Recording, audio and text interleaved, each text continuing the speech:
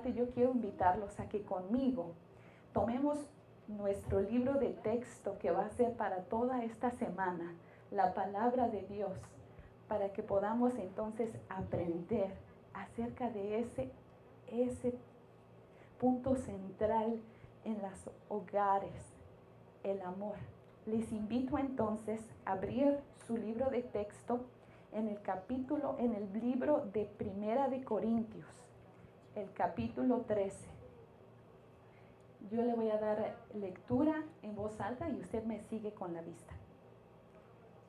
Si yo hablase lenguas humanas y angélicas y no tengo amor, vengo a ser como metal que resuena o címbalo que retiñe.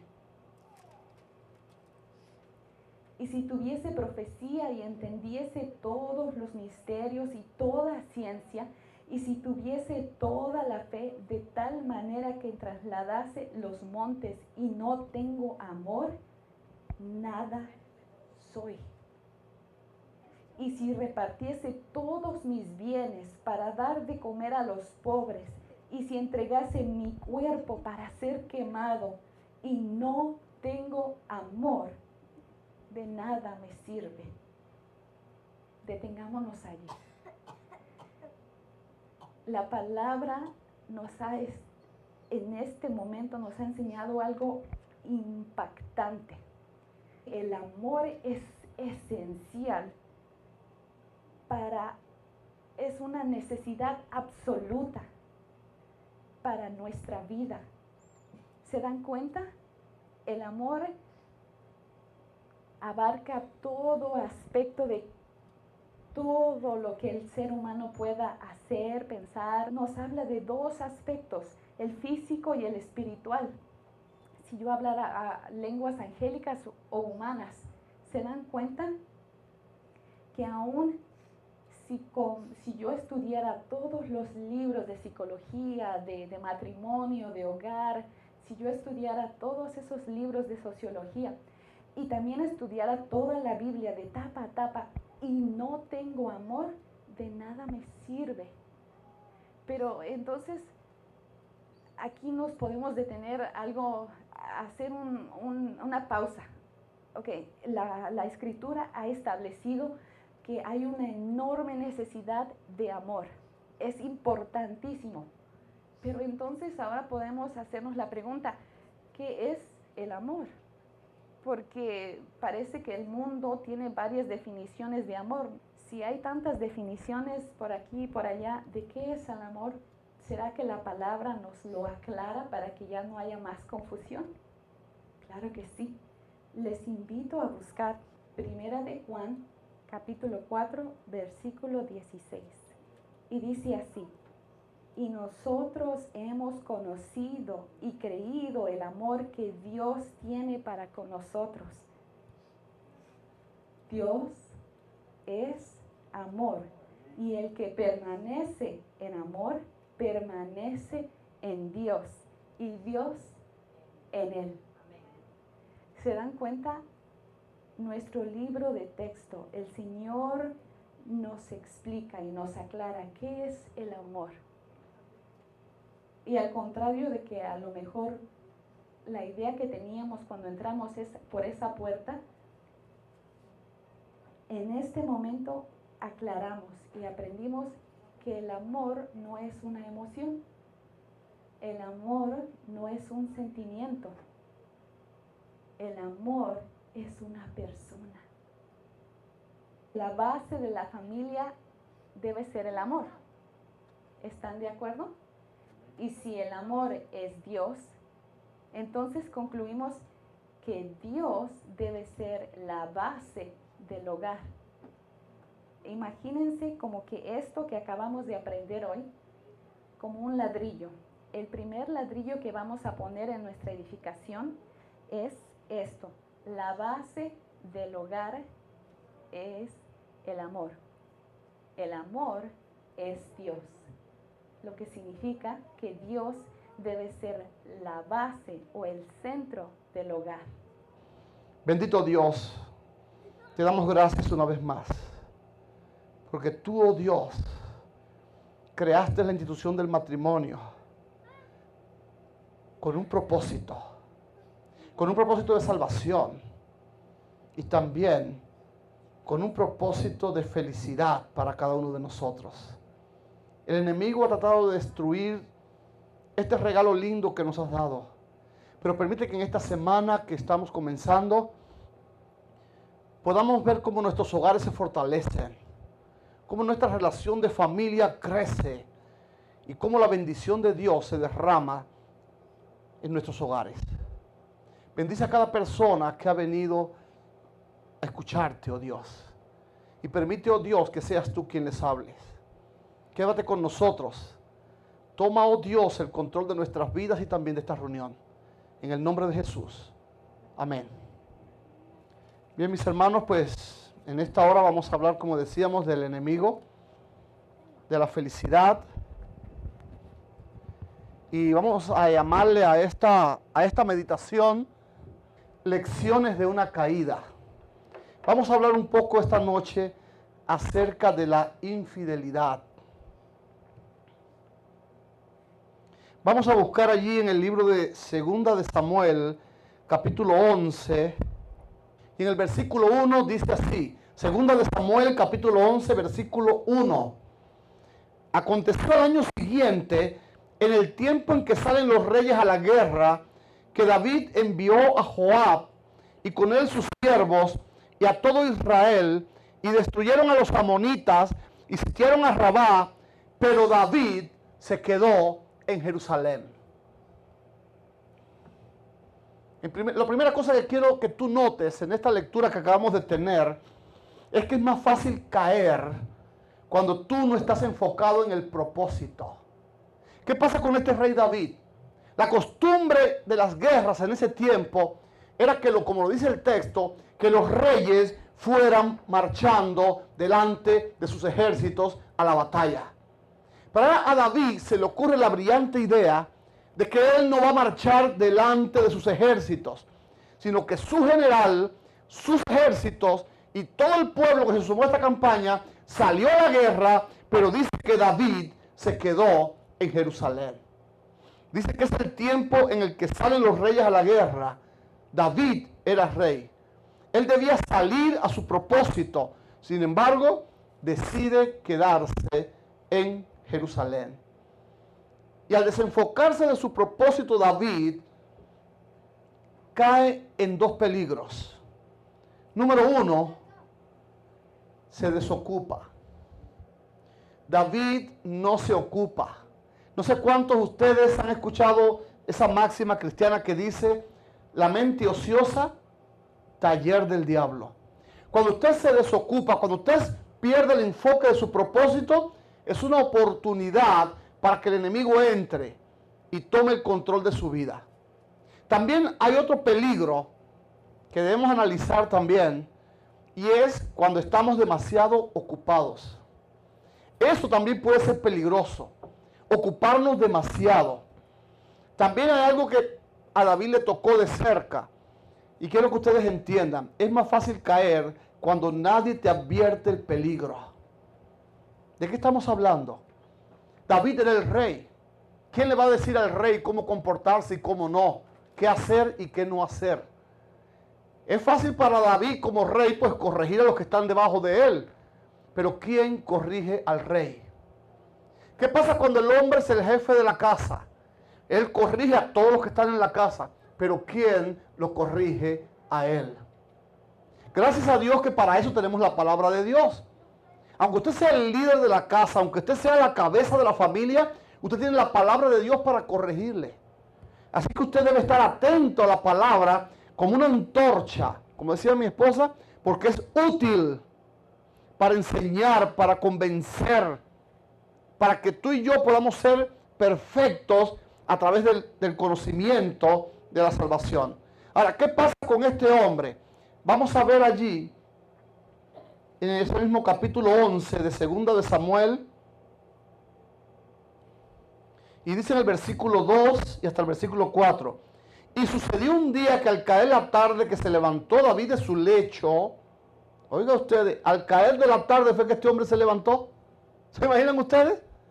Todo el día ocioso en la cama, Y ahora se levanta en la tarde y se paseaba sobre el terrado de la casa real y vio desde el terrado a una mujer que se estaba bañando, la cual era muy hermosa. Y ahora este hombre que estaba ocioso allí, le permitió al enemigo entrar en su mente, y dice el versículo 4. Vamos a leer el 3 y el 4. Y envió David a preguntar por aquella mujer y le dijeron, aquella es Betsabé, hija de Eliam, mujer de Urías Eteo. Estos dos hombres, el padre de esta muchacha y el esposo, eran de los dos amigos más valientes que tenía él. Él tenía un grupo de guerreros de los más valientes, pues estos dos formaban parte de esa élite. Eran de su gente más fiel, de su gente más brava.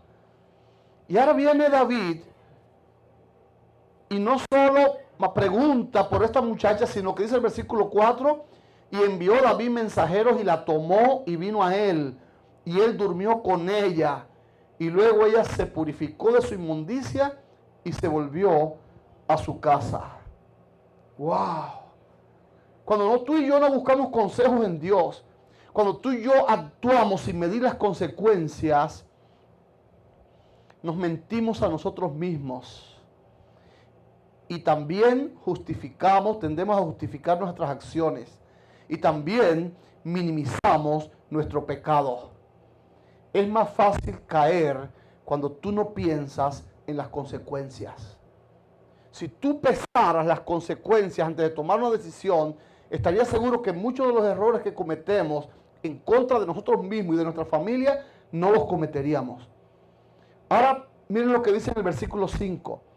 Y concibió la mujer y envió a hacerlo saber a David, diciendo, estoy encinta.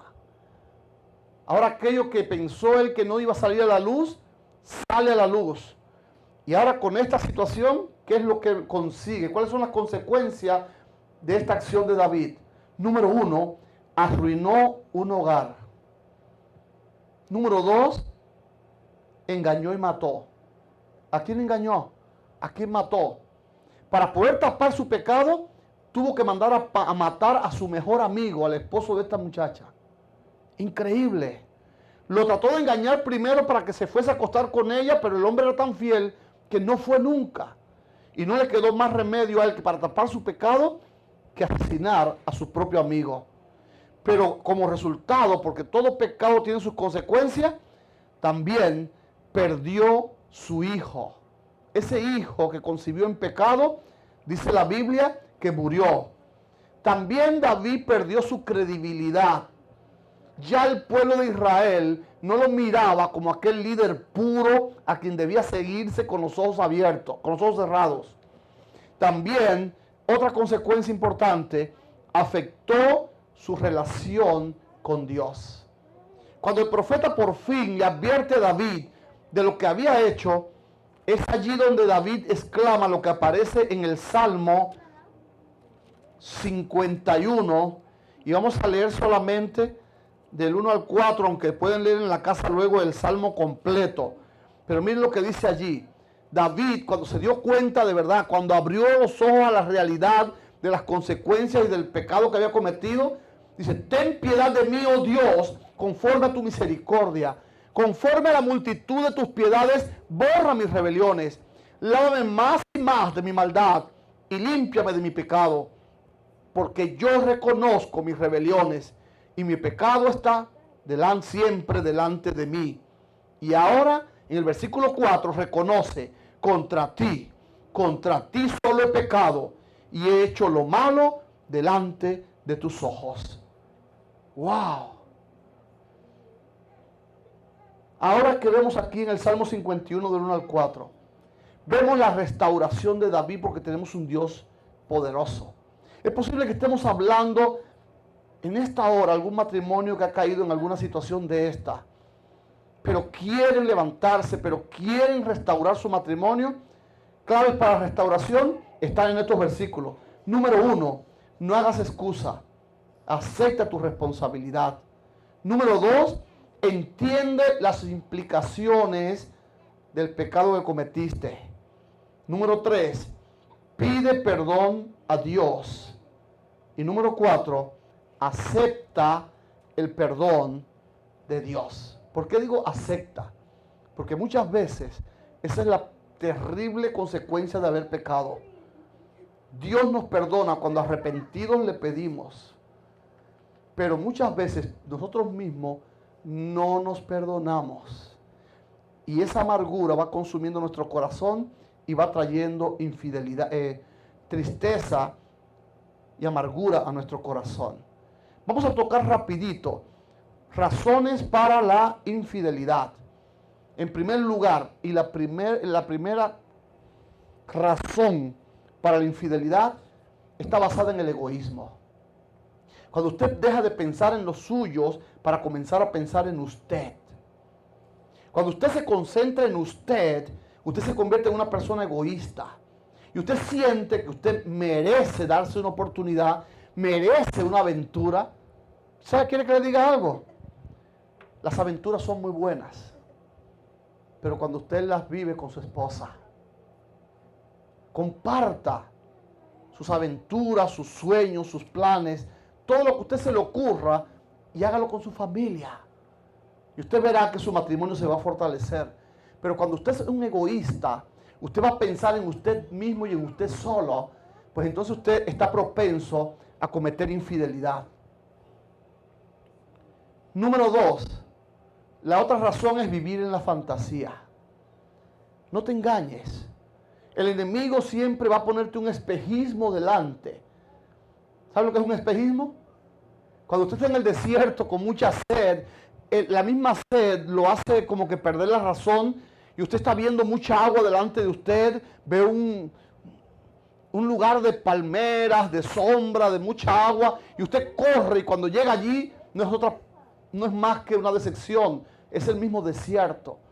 Y eso es lo que hace el enemigo cuando lo hace vivir usted una fantasía. Usted está viviendo un espejismo y cuando usted llega a cometer el pecado, entonces va a sufrir la terrible amargura y va a despertar de esa fantasía más amargado de lo que usted se puede imaginar. Razones para la infidelidad, el aburrimiento y la falta de propósito. El matrimonio siempre tiene que tener propósitos. Usted siempre tiene que soltar una liebre delante. Ponga una meta para su matrimonio. Usted y su esposa pónganse metas, propósitos y trabajen unidos en conseguir ese propósito. Otra razón para la infidelidad es decir, lo que tengo no es suficiente. A veces cuando tu corazón está vacío, crees que lo que puede llenar el vacío de tu corazón no es una esposa, sino dos. Pero cuando tengas dos esposas, te vas a dar cuenta que el vacío de tu corazón sigue o quizás aumenta. Porque lo que te está faltando no son más esposas. Lo que te está faltando es Dios en tu corazón. Porque Dios, como estudiamos esta mañana y mi esposa les estaba diciendo en los 10 minutos que tuvo, Dios es el ladrillo fundamental, el cimiento fundamental del amor en la familia. Hay otro concepto por ahí que se ha manejado en el mundo latino y es suave contigo y duro con las demás. No sé si están entendiendo lo que estoy diciendo, pero a veces con nuestras esposas no queremos salir a tener aventuras por allí, a compartir con ellas, pero sí, con las de la calle, con esas sí. Es increíble hasta qué punto nos ha engañado Satanás, que tenemos a nuestra esposa como una fregona, una planchadora, una cocinera, y sin embargo creemos que los mejores momentos de la vida debes ir a vivirlos con las mujeres de la calle. Otra razón para la infidelidad es el orgullo y la autoestima baja. Y es una paradoja. Cuando usted ve a un hombre que anda de mujer en mujer y buscando mujeres y mujeres, no es que es un bárbaro, es que realmente tiene la autoestima baja y quiere quizás vender una imagen de él que no es lo que es él. Ahora, de crisis a Cristo. ¿Será que hay solución para un matrimonio que ha caído en este tipo de problemas? Si crees que tu familia tiene problemas, vamos a revisar un momentico la familia de Jesús. Por ejemplo, cuando miramos la genealogía de Jesús, nos encontramos a una primer mujer, Tamar. Tamar tenía problemas con sus suegros, sin suerte en el matrimonio, 2 veces quedó viuda. incluso para mayor problema, engañó a su suegro y tuvo incesto con él. Porque ella es como su hija, ¿verdad? La esposa de los hijos de Judá. La segunda mujer de la que aparece en la familia de David es Rahab, la ramera, una prostituta. La tercera mujer que aparece es Ruth, una inmigrante viuda e idólatra. En la línea de Jesús está Manasés, que fue un asesino. En la línea de la familia de Jesús está Jacob, que era ladrón, usurpador, mentiroso. Y por si fuera poco, sus propios hermanos lo llamaron loco y no creían en él. Aquí podemos entender algo. La familia de Jesús tenía problemas con los que te puedes identificar tú ahora mismo también. Jesús vino a salvarnos a cada uno de nosotros y tuvo primeramente que salvar a su familia, porque su familia también tenía problemas. La familia de Jesús tenía problemas de los cuales necesitaban también redención. Hay una historia en el libro de Hechos, capítulo 16, que me interesa mucho tocarla hoy, antes de terminar, porque es importante que entendamos algo. Allí en el capítulo 16 del libro de los Hechos, pasó algo tremendo. Pablo sale a predicar el evangelio y se va con Silas, que lo acompañaba en algunos viajes que él dio. Y allí van de ciudad en ciudad hasta que a partir del versículo 11 dice que llegaron a Filipos. Y allí en Filipo empiezan a predicar. Filipo era la primera ciudad de la provincia de Macedonia y una colonia. Y dice que estuvieron en aquella ciudad alrededor de algunos días. Y un día de reposo salimos fuera de la puerta junto al río donde solían hacerse la oración. Y sentándonos hablábamos a las mujeres que se habían reunido allí.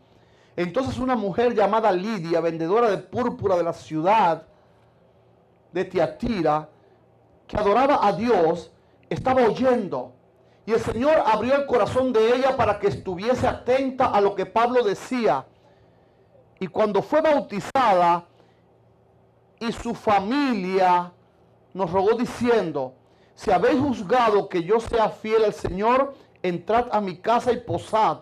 Y nos obligó a quedarnos.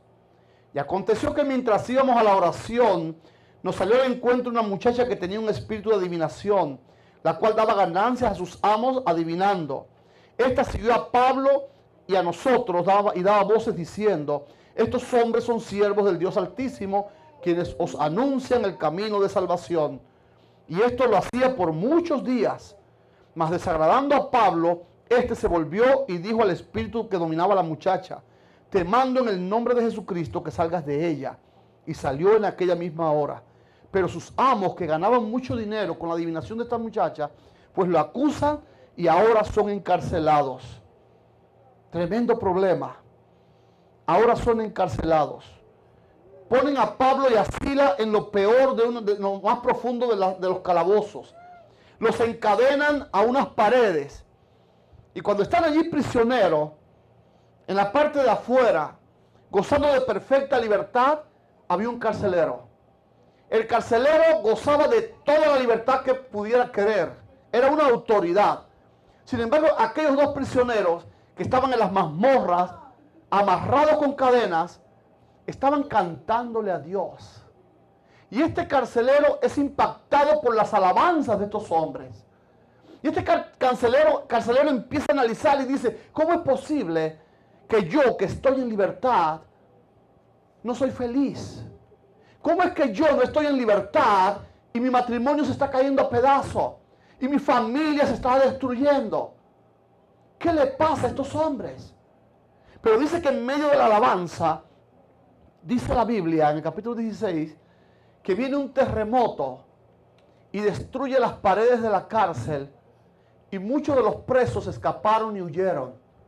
Pero era el carcelero, pensando que Pablo y Silas, porque se lo habían dado como prisioneros de alta peligrosidad, y que él iba a responder por su vida si se escapaban, Ahora él, creyendo que estos prisioneros se iban a escapar, intenta quitarse la vida. Y estos dos hombres de Dios vienen donde está él y le dicen: no te quites la vida, porque nosotros no nos hemos ido. ¿Saben por qué no se habían ido? Porque en Cristo ellos eran libres. Porque en Cristo ellos tenían total y completa libertad, aunque estaban encadenados. Y ahora este hombre se da cuenta del impacto del testimonio de estos dos hombres y les rogó: ¿qué debo hacer para ser salvo? Y miren la respuesta aquí en el versículo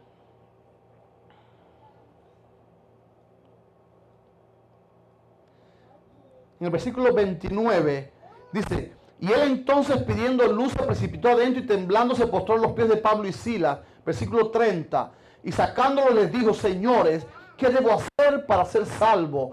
Y ellos le dijeron: cree en el Señor Jesucristo y serás salvo tú. ¿Y qué más dice? Y tu casa. ¿De qué está hablando allí? Pablo te está diciendo lo mismo que te enseñamos esta mañana, de lo mismo que estaba hablando mi esposa hace 10 minutos, que habló en 10 minutos antes de comenzar este estudio de hoy. Tienes que llevar a Jesucristo a tu vida. Porque cuando tú lleves a Jesucristo a tu vida, no solo se vas a salvar tú, sino vas a salvar también a tu casa. Y no te estoy diciendo que cuando tú aceptes a Jesucristo, ya por tu aceptación se van a salvar tu familia. No, de eso no habla la Biblia. La Biblia lo que está diciendo es de que si tú aceptas a Jesucristo como tu Señor y tu Salvador, de que si tú tomas a Jesucristo como el Señor de tu vida, cuando tú entres a tu casa, ya tú no vas a ser más el mismo. Ya tú no vas a ser más el mismo. Vas a entrar a Jesucristo a tu casa y entonces ese Jesús que te va a acompañar a tu hogar va a impactar a tu esposa, va a impactar a sus hijos. Vamos a seguir leyendo para que te des cuenta de que esta es la idea. Aunque ellos dijeron: te salvarás tú y tu casa, dice el versículo 32.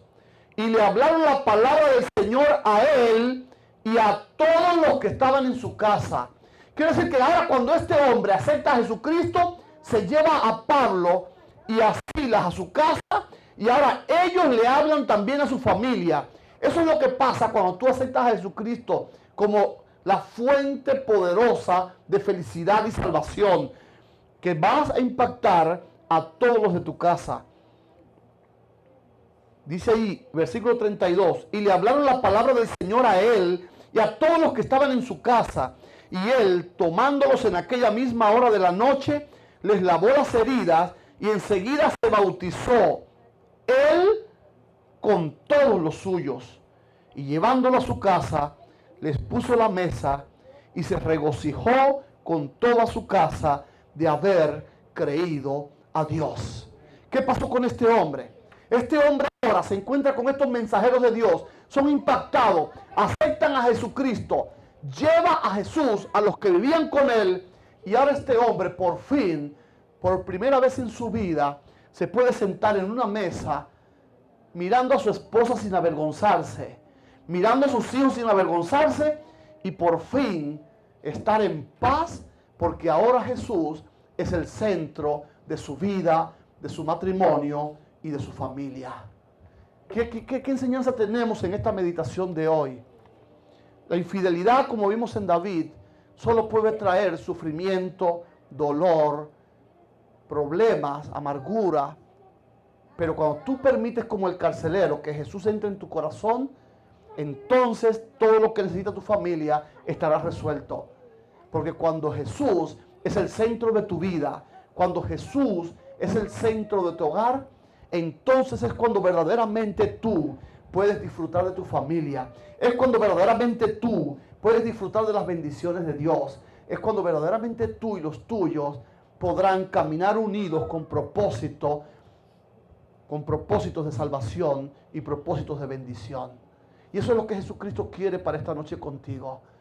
¿Qué prefieres tú? ¿La vida de amargura de aquel rey que perdió el propósito? ¿O la vida de este carcelero que dijo: yo solo voy a ser feliz cuando ese Jesús que predican estas personas entre en mi corazón y yo lo lleve a mi casa. Hoy es un día especial para que tú aceptes a Jesucristo en tu vida y lo lleves a los tuyos, a tu casa, porque Jesucristo todavía hoy quiere salvar tu matrimonio. Jesucristo hoy todavía puede darle propósito y sentido a tu vida. Solo tienes que aceptarlo en esta noche y decirle a Jesucristo: entra en mi corazón, ven a mi casa.